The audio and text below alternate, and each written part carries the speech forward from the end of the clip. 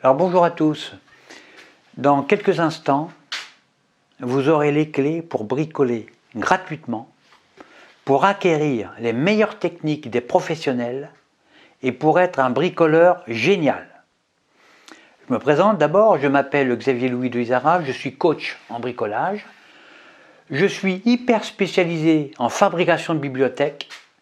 Et donc on va s'entraîner à fabriquer une seule étagère. Pourquoi? Eh bien parce que mon hyper spécialisation, eh bien c'est l'étagère. L'étagère, c'est toute ma vie. Alors, attention quand même, parce que je forme des bricoleurs de génie et non pas des intellos.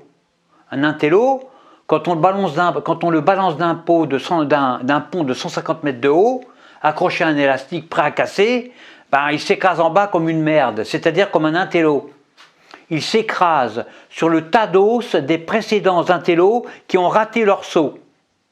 Alors qu'un bricoleur, lui, eh bien, il a le temps de réparer l'élastique pendant sa chute.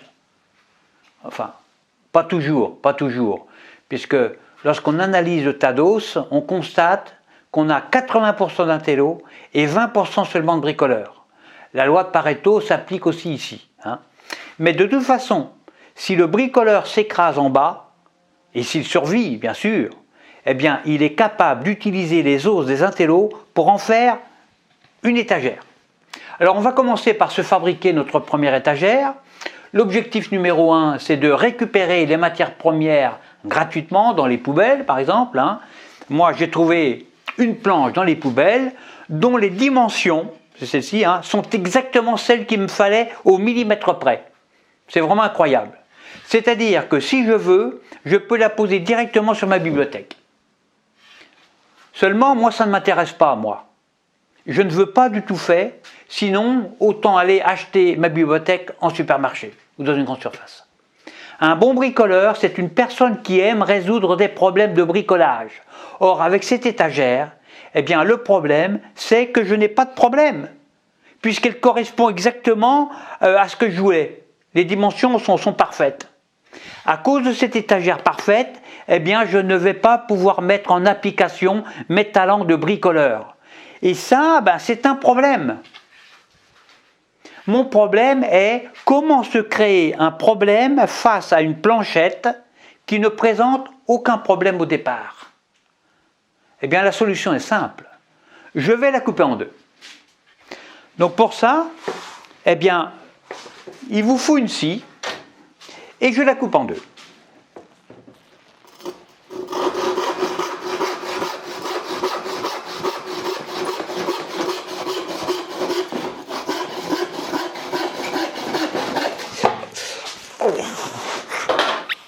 Maintenant que je l'ai coupé en deux, trois problèmes se présentent. Premièrement, comment faire pour coller les deux bouts?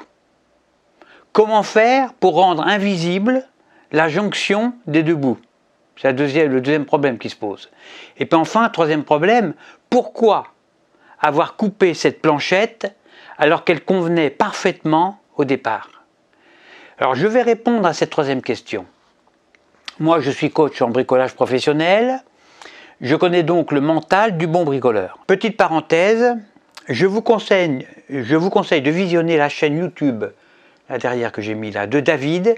C'est un ami bricoleur qui est intitulé, sa chaîne est intitulée Atelier Cave. Alors humainement parlant, David est le bricoleur que j'adore. Il fait ce qu'il aime faire, il bricole avec ingéniosité et puis il partage son savoir-faire avec simplicité et passion. Alors je mets le lien en bas et je ferme la parenthèse. Alors, il faut savoir qu'aucun bricoleur ne cherche à fabriquer une bibliothèque ou une œuvre. Son but au bricoleur n'est pas la bibliothèque en elle-même. Son but est de devenir plus compétent en bricolage, plus adroit, plus fort, plus intelligent, plus inventif. Alors, si ce n'était que la bibliothèque qui l'intéressait, il l'achèterait toute faite en supermarché ou en grande surface. Ce qui l'intéresse, c'est de travailler le bois, de mesurer, de scier, de calculer, de poncer, de résoudre des problèmes, etc. De faire travailler ses neurones et ses mains. Il adore se tromper, le bricoleur. Il adore rectifier, recommencer pour faire mieux.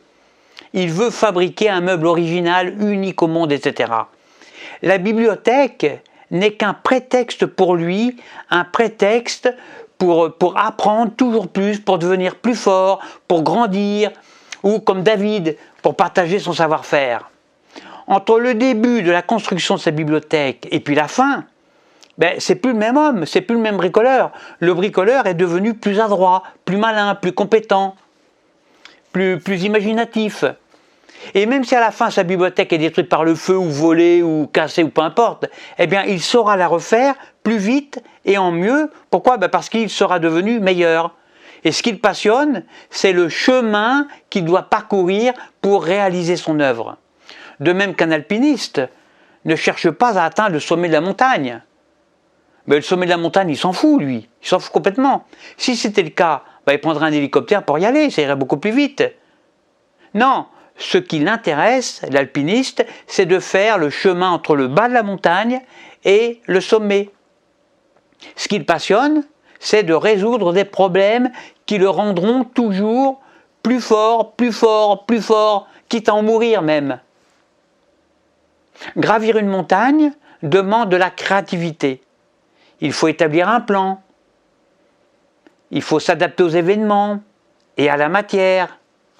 Si on est attaqué par un ours, un tigre des neiges ou un aigle, ou même une meute de féministes échappés d'Agay Pride, ben, il faut trouver une parade immédiatement. Sinon c'est la mort. Alors mes élèves en bricolage sont d'ailleurs formés en haute montagne, et moi je l'exige. Je l'exige avant même de couper leur première planche. Il faut s'entraîner pour renforcer votre mental.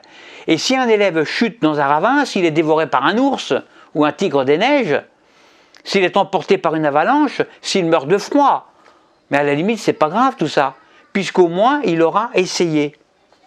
Les morts ne sont pas obligatoirement des losers ou des imbéciles. Faut bien se mettre ça dans la tête. Et je le vois, moi je le vois très bien avec les élèves. Et si mon élève en sort indemne, eh ben, il sera capable, ça voudra dire qu'il sera capable de couper une planche pour sa bibliothèque. Pourquoi?